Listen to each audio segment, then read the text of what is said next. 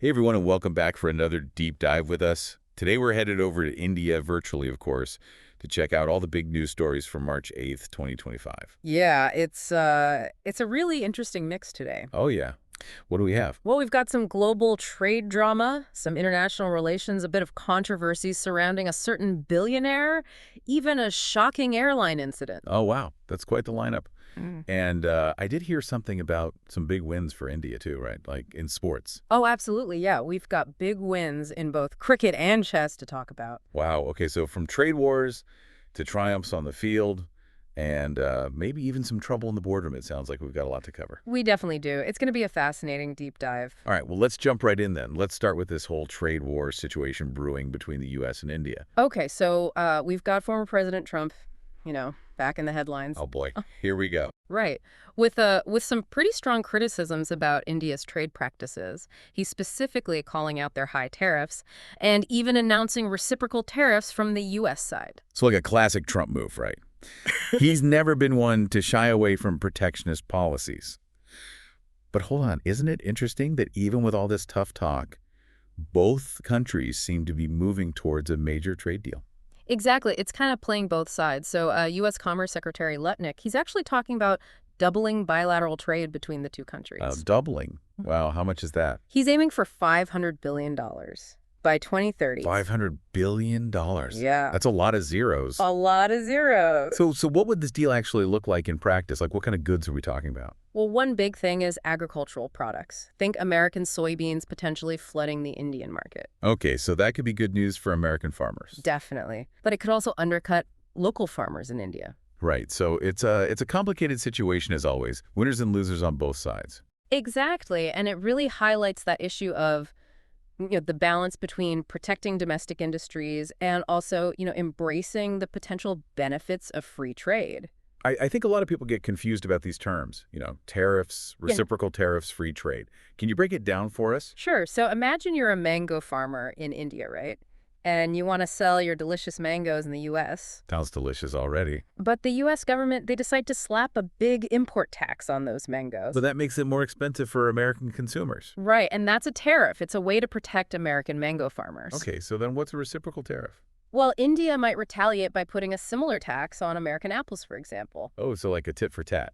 You put a tariff on my mangoes, I put a tariff on your apples. Exactly, it's a trade war. Right. And nobody really wins in a trade war. Gotcha. So this U.S.-India deal, it could be a win for American farmers, but maybe not so great for their Indian counterparts. Potentially, yeah. And it's not just agriculture that's on the table. We're also talking about opening up India's massive consumer market to American goods and services. Oh, wow. Yeah, India has a huge population, a lot of potential consumers. Absolutely. But it's not all about economics either. There are some big geopolitical hurdles to overcome as well. Like what? What kind of hurdles? Well, the U.S. is pretty concerned about a couple of things. One is India's purchase of weapons from Russia. Okay, and what's the other concern? It's India's involvement in BRICS. BRICS. Yeah, BRICS. Brazil, Russia, India, China, and South Africa. Ah, right, BRICS. Yeah. That group of major emerging economies, they're kind of seen as a challenge to the U.S. dollar and Western-led institutions, right? Exactly. And the U.S., they see that as a potential threat to their global influence. These are definitely sensitive issues that could really derail these trade negotiations. And then on top of all that, we've got China making a play for closer ties with India. I saw that Chinese Foreign Minister Wang Yi called for both nations to team up against hegemonism and power politics. Right. And most people see that as, a jab at the U.S. Yeah. And the timing is interesting, too, don't you think? Right in the middle of all this U.S.-India trade tension. Yeah, it does seem like China's trying to capitalize on this situation. I think so. It suggests that China sees an opportunity to strengthen their ties with India, maybe even as a way to counterbalance the growing influence of the U.S. Okay, but isn't there a risk that India becomes, too reliant on China if they get too close? Yeah, that's a legitimate concern. India's always been a little wary of China's growing economic and military power. And remember, they share a long and disputed border. There's definitely some mistrust there. It'll be really interesting to see how India navigates this whole situation. Yeah, it's a tricky balancing act for sure. Definitely. Okay, well, let's take a break from the high-stakes world of international relations and trade wars for a minute and talk about something a little more fun. India's been racking up some big wins lately in both cricket and chess. Yeah, some exciting news on the sports front for sure. So first up, the Indian cricket team has stormed into the Champions Trophy final. They have, and they actually have a strategic advantage going into the final. Oh yeah, how so? Well, they're playing on the same Dubai pitch that was used in their match against Pakistan. Ah, I see. And that pitch really favored India spinners.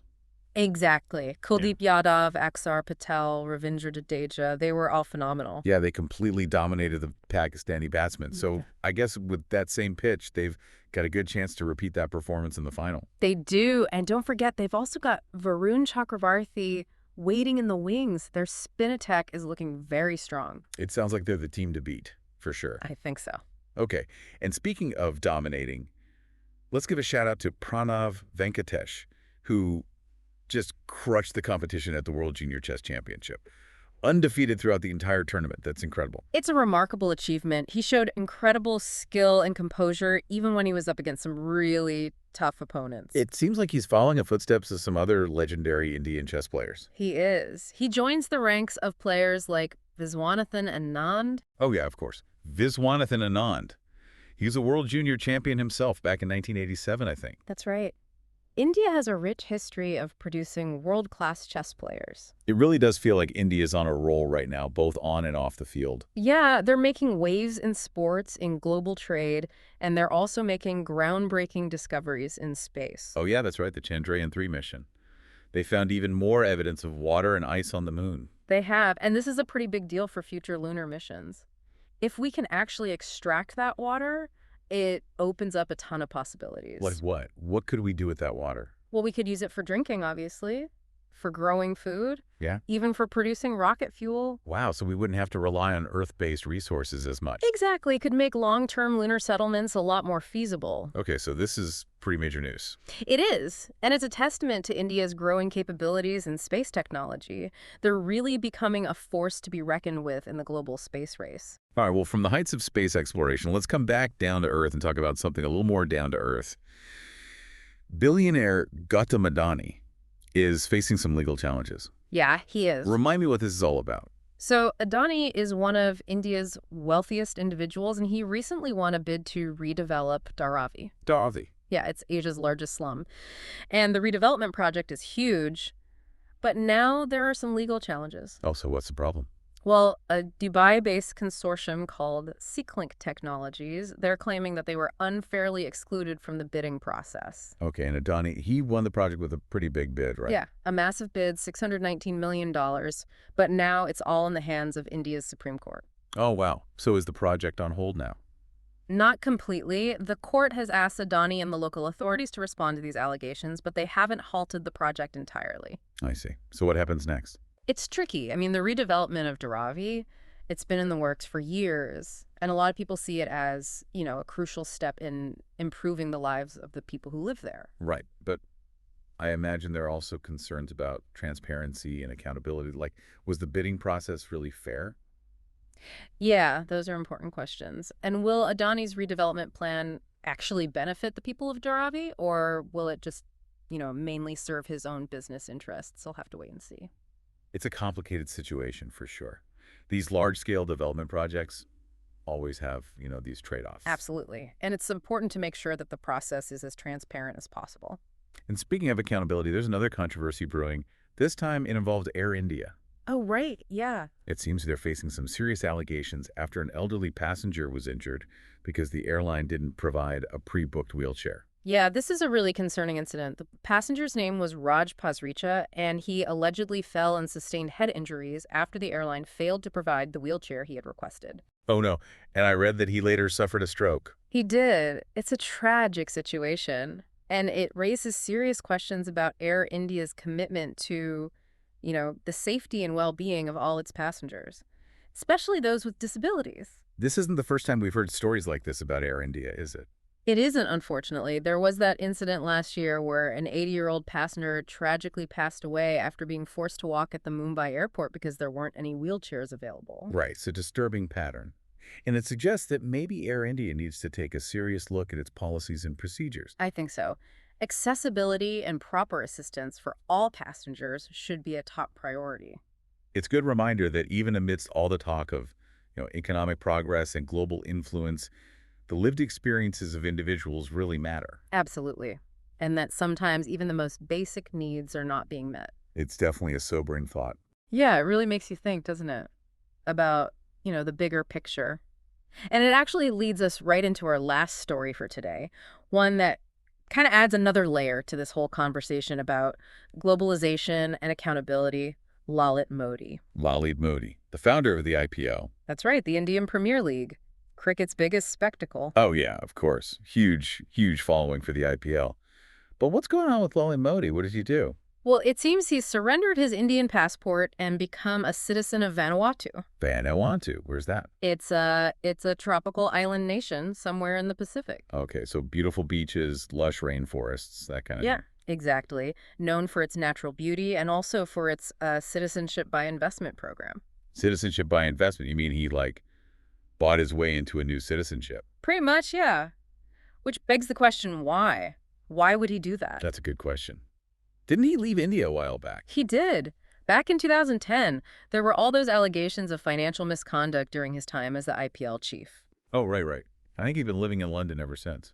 That's right. And Indian authorities have been pursuing a case against him all this time. So this whole passport surrender thing, it's a bit strange. Yeah, it is. So does this mean he's off the hook? Like he can't be extradited or anything? Not necessarily. The Ministry of External Affairs, they've confirmed that Modi's application to surrender his Indian passport will be reviewed. They'll follow all the standard procedures. And they've also made it clear that they're still pursuing the case against him regardless of his new citizenship status. Okay, so it's not a get-out-of-jail-free card. Nope, not at all. Okay. But it does raise some interesting questions about, these citizenship by investment programs. Yeah, I could see that. Like, are they ethical? Are they just a way for wealthy individuals to avoid accountability? Exactly. It's a bit of a gray area legally and ethically. It definitely adds another layer to this whole story. Okay, so we've covered a lot of ground today. Trade wars, geopolitical maneuvering, exciting victories in sports, groundbreaking discoveries in space, and now a bit of international intrigue. It's been quite a deep dive. It has, and I think it all goes back to something you said earlier about how interconnected our world is, Right. whether it's trade deals or geopolitical alliances or even individual choices like Lalit Modi's decision to renounce his Indian citizenship. Yeah, it's all connected in a way. What happens in one corner of the world can have ripple effects across the globe. It's like a giant game of chess, isn't it? Yeah, Every move has consequences. that's a great analogy. And in this particular game, India is a major player. They're a rising economic power, a leader in technology and space exploration, and a key player in that shifting balance of global power we talked about. And today's headlines really highlight that fact, don't they? India is shaping global trade dynamics, pushing the boundaries of scientific exploration, and even challenging the status quo in international relations. They are. It's a really exciting time to be watching India's rise on the world stage. It is. But as we've seen, this rise is not without its challenges. That's true. There are still issues of transparency, accountability, and inclusivity that need to be addressed. We saw that with the Dharavi redevelopment project and the Air India incident. Right. It's a reminder that progress isn't always linear or straightforward. Even with all this advancement, there are still basic needs that aren't being met for some people. So as we wrap up this deep dive, I'm left with this question. How will India navigate this complex and ever-evolving landscape? Will they be able to maintain this economic momentum while also addressing these social and ethical challenges? That's the million-dollar question, isn't it? And there's no easy answer. But I think one thing is clear. India's choices will have a significant impact, not just on their own country, but on the world as a whole. Well said. And on that note, we'll leave you to ponder that very question. Thanks for joining us on this deep dive into India. I'll see you next time. Yeah, it really does feel like India is at this crossroads right now. Like, on one hand, you've got this incredible economic and technological momentum, but then on the other hand, there are these persistent social and ethical challenges that they can't just ignore. Yeah, exactly. It's like a classic growing pains, but on like a national scale. Yeah. India is really trying to balance this rapid development with this need to address these issues like poverty and inequality and environmental degradation. And it's not even just about domestic issues, right? Like, India is also playing a much bigger role in global affairs now. Oh, absolutely. They're a key player in the fight against climate change, a major contributor to UN peacekeeping missions.